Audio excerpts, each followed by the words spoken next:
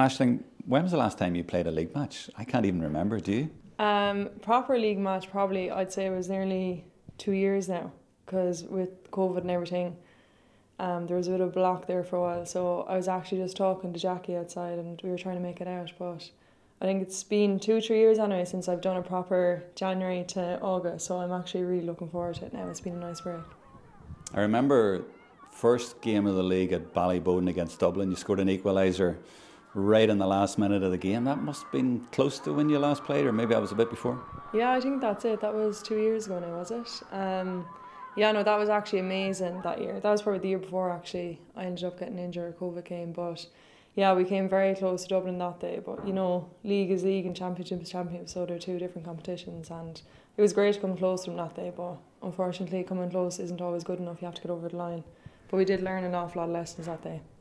The big question is, how fit are you now, or do you feel you can get back to that sort of level? Well, you'd be hoping to think that I might be able to do that. I suppose it's a long way off yet. Sunday's probably my first kind of competitive match, and then we did play a challenge last Sunday, so it was nice to get a feel for that. But yeah, look, obviously ACL is tough enough mentally and physically, but I suppose for me, I've parked that 5-6 months ago. It's no longer in my head, and I'm trying to move on from it now and forget about it. First game against Westmeath, then that's going to be your first real competitive match? Yeah, first real competitive match. I think it's the first time ever I've been looking forward to the league. Normally you'd be kind of dreading it, just getting through slogging and in the muck and all that in the winter. But yeah, look, I've had a long enough break now to reassess things and reflect things myself personally as well. So, you know, if I wasn't raring to go, there'd be something wrong. So how are Tipperary set going into this in terms of maybe players coming in and out, and what's it like for you to be back in that sort of dressing room? I think Peter and his management team have brought a serious level of professionalism to Tipperary ladies football. We do have a lot of youth, a lot of younger girls. I think our age and range would be around 21, which is unbelievable. I think for years since probably we won the first All-Ireland, there's a lot of transition with girls leaving and retiring and different things, people travelling, but now we've actually got a set group of girls that the management team can work on. But look, the girls absolutely loved Peter and his management team last year, and I'm only in 2 months and I'm loving it as well, so that's a massive positive. And what about Lidl and their sponsorship and being here today? You're an ambassador, of course, and you've been at a lot of events down the years. We've had the trampolines, we've had the warehouses, but nice to get here today again. It is, and I think it's been I think my first time actually. We were here in Lidl headquarters.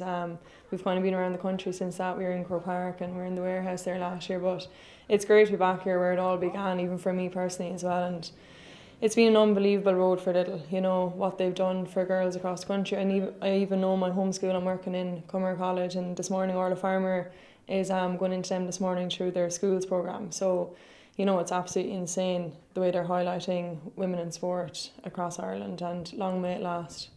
It only seems a few years ago you were on the bridge on Jones's Road there outside Croke Park, and there's you and Sarah Rowe and Sinead Goldrick and I think it's Sharon Courtney. Yeah, it was, and I was in college at the time, and you know, during college, I think that was the era when Tipper were doing really well, and college obviously was doing well. We won the O'Connor Cup that year, so I actually remember myself saying, and a few of the college girls went down and took a picture, but I think when you're that age you actually don't think of it, it's a bit surreal.